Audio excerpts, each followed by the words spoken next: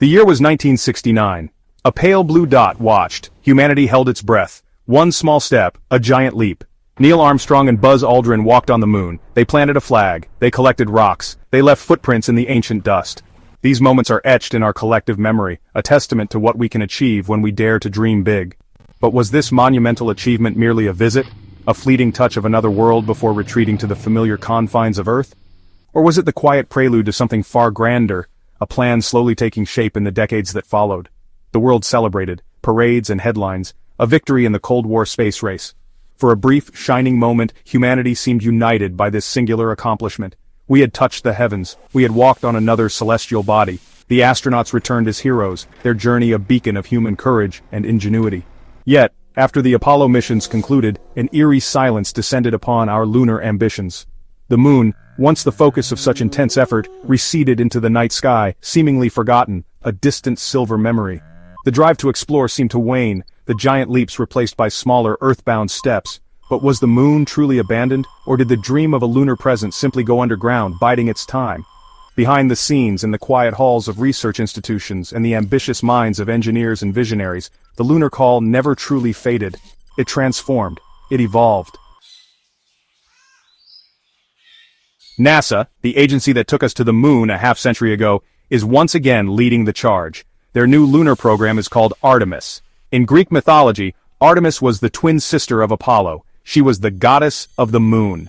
A fitting name, don't you think? It signals a return, but also something new, a fresh perspective, a more inclusive vision for our future in space. Artemis aims to build upon the legacy of Apollo, but to go much further, pushing the boundaries of what we thought possible in lunar exploration and habitation. The primary objective of the Artemis program is clear return humans to the lunar surface. But this time, it will be different. NASA has pledged to land the first woman and the next man on the moon. This is a powerful statement. It reflects our evolving understanding of who explorers are. It opens the door for a new generation, from all walks of life, to see themselves among the stars. The missions will focus on the lunar South Pole, a region believed to hold vast quantities of water ice, a resource critical for any long-term stay. This strategic choice underscores the program's long-term ambitions. Artemis is not just about isolated sorties to the lunar surface, it is about establishing a sustainable human presence. This means regular missions. It means building infrastructure. It means conducting long-term scientific research. SpaceX, under the visionary and sometimes controversial leadership of Elon Musk, has fundamentally altered the economics and capabilities of spaceflight. Their relentless pursuit of reusability has been a game-changer. Rockets that can be flown again and again dramatically lower the cost of accessing space. This is not just an incremental improvement, it's a paradigm shift. And at the heart of SpaceX's future plans and NASA's Artemis missions is Starship. This colossal vehicle is unlike anything seen since the Saturn V, yet it promises capabilities far beyond that legendary rocket. Starship is designed to be a fully reusable transportation system. Both its massive booster, Super Heavy, and the Starship upper stage are intended to land back on Earth for rapid reuse. This is the holy grail of rocketry. Imagine commercial airliners, but for space.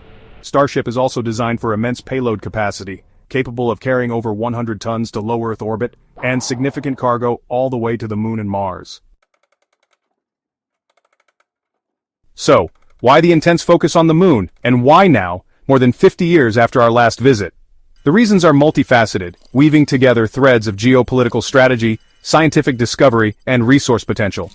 We stand at a pivotal moment in human history, where the decisions we make about space exploration will shape our future for generations to come. The Moon, our closest celestial neighbor, beckons not just as a symbol of past glories, but as a crucial stepping stone towards a larger cosmic destiny, and there are pressing contemporary reasons for this renewed lunar ambition. One significant driver is the emergence of a new space race. While the Cold War rivalry between the United States and the Soviet Union fueled the Apollo program, today's competition has different players and different stakes. China, in particular, has made extraordinary strides in its space program. They have landed rovers on the far side of the Moon, they have returned lunar samples, they have openly stated their ambitions to establish a lunar research station. This geopolitical dynamic adds a sense of urgency. Section 5. The Lunar Gateway, humanity's orbiting outpost. A key component of NASA's Artemis architecture, and indeed a cornerstone of the broader plan for sustained lunar activity, is the Lunar Gateway. Think of it as a space station, But instead of orbiting the Earth like the International Space Station, the Gateway will orbit the Moon. This strategic placement is crucial. It will serve as a command center, a science laboratory, a short-term habitat for astronauts, and a staging point for missions to the lunar surface. It is, in essence, humanity's first deep space outpost, a vital piece of infrastructure for long-term exploration. The Gateway will not be a monolithic structure launched all at once. Instead, it will be assembled module by module, a collaborative effort involving international partners. Just as the ISS brought nations together in Earth orbit, the Gateway aims to foster similar cooperation in lunar space. Section 6. Building on barren ground, a lunar habitation. Establishing a permanent or long-term human presence on the Moon requires more than just landers and an orbiting station. It requires habitats on the surface, structures where astronauts can live and work safely for extended periods. But how do you build on a world without atmosphere, with extreme temperature swings, and constant exposure to radiation and micrometeoroids? The challenges are immense, but engineers and scientists are developing innovative solutions, some of which sound like science fiction but are rapidly becoming science fact. One of the most promising concepts involves using the Moon's own resources. A revolutionary approach to lunar construction is three-dimensional printing, also known as additive manufacturing. Section 7. Surviving the Void, Perils of the Lunar Frontier. The Moon may look serene from Earth, a beautiful silver disk in our night sky, but it is an incredibly hostile environment for human life. Establishing a permanent base there means confronting a relentless barrage of challenges that push the limits of our technology and our understanding of human physiology. Unlike Earth, with its protective atmosphere and magnetic field, the Moon offers no such shelter. Astronauts living and working there will face constant dangers, requiring sophisticated engineering solutions and meticulous operational planning to ensure their survival and well-being. One of the most significant threats is radiation. The Moon has no global magnetic field and virtually no atmosphere to deflect or absorb harmful space radiation. This includes energetic particles from the Sun, especially during solar flares, and high-energy galactic cosmic rays originating from distant supernovae. Prolonged exposure to this radiation can increase the risk of cancer, damage the central nervous system, and cause other serious health problems. Section 8. Musk's Grand Vision, the Moon as a Launchpad. For Elon Musk, the driving force behind SpaceX, the Moon is an important destination, but it is not the ultimate goal. His vision extends much further to the red plains of Mars and the establishment of a self-sustaining human civilization on another planet. Musk has repeatedly stated that he believes making humanity a multi-planetary species is crucial for our long-term survival, a hedge against existential threats that could one day endanger life on Earth. In this grand cosmic strategy, the Moon plays a vital, indispensable role.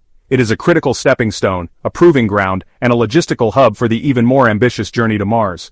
The development of a lunar base utilizing technologies like Starship and in-situ resource utilization will provide invaluable experience. The challenges of building habitats, extracting water ice, generating power, growing food, and protecting against radiation on the Moon are directly applicable to Mars. Section 9. Humanity's Cosmic Destiny, a Fork in the Road. The renewed push to establish a permanent human presence on the Moon, spearheaded by the collaborative efforts of NASA and SpaceX, represents far more than just a technological feat or a scientific endeavor. It is a profound statement about humanity's aspirations, our relentless curiosity, and perhaps our innate drive to explore and expand our horizons. This endeavor forces us to confront fundamental questions about our place in the universe and the kind of future we want to build for ourselves as a species. We are, in a very real sense, standing at a cosmic crossroads, with one path leading to a multi-planetary future. The potential benefits of successfully establishing a lunar base are immense and far-reaching. Imagine the scientific discoveries that await us, from understanding the origins of our solar system by studying pristine lunar geology, to new breakthroughs in physics from observatories on the Moon's far side. Consider the new resources that could become available, potentially alleviating pressures on Earth or fueling new industries. Think of the inspiration it will provide to countless young minds around the world, encouraging them to pursue careers in science, technology, engineering, and mathematics.